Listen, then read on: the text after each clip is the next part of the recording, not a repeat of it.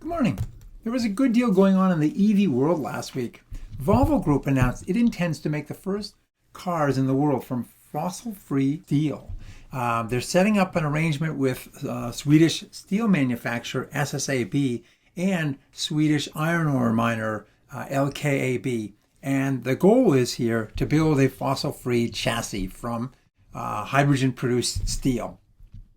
Elsewhere in Europe, Fiat is up against it with respect to its battery supplies.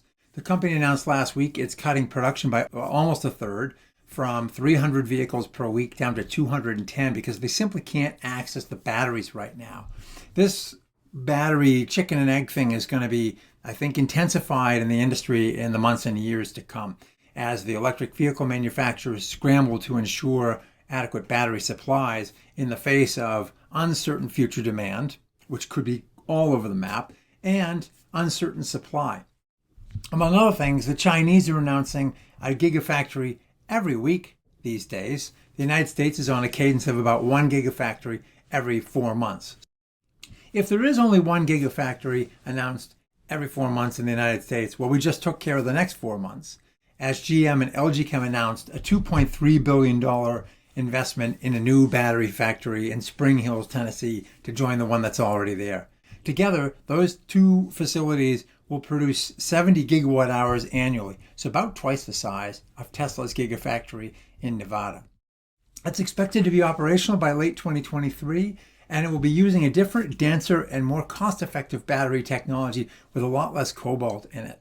Switching to the generation side of the conversation, there's a new kind of carbon-neutral power plant that may be in the offing for U.S. power markets. Startup Net Power announced plans to build 2 natural gas plants that combust the CH4 within a pure oxygen environment. Now, they separate oxygen out of the air, which takes a little bit of energy, but they say that the process is so efficient that net, they're as efficient as a combined cycle plant. They intend to build these 2 facilities in Illinois and Colorado. The new technology burns that gas and oxygen, so the CO2 and water are the 2 byproducts. The water is frozen and captured, and then the CO2 is simply stored in these old gas and oil reservoirs. The economics are aided by a U.S. tax credit of $50 per ton of CO2 injected. In addition, there are no nitrogen emissions. Net Power's had a 25 megawatt pilot in Texas since 2018, but these new plants would be roughly 11 times larger.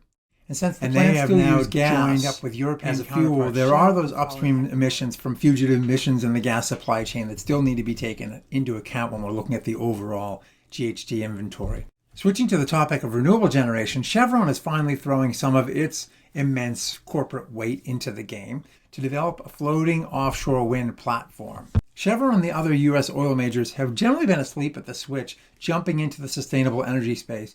But this new move may signal a departure and at least a tentative embrace of the new emerging energy economy. And finally, on a somewhat down note, according to the North American Electric Reliability Corporation, approximately 345 North American utilities, about 25% of those registered with NERC, downloaded the contaminated version of that SolarWinds software that was hacked apparently by the Russians.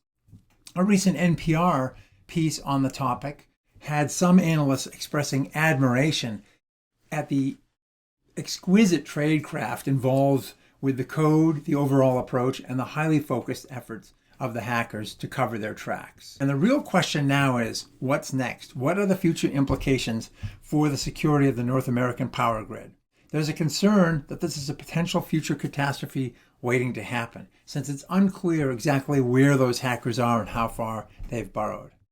The NPR article also suggested the feds are thinking about increasingly getting involved, perhaps creating something like the equivalent of the National Transportation Safety Board. The NTSB formally investigates every aircraft accident, looks into the contributing factors, highlights the weaknesses, and oversees relevant fixes.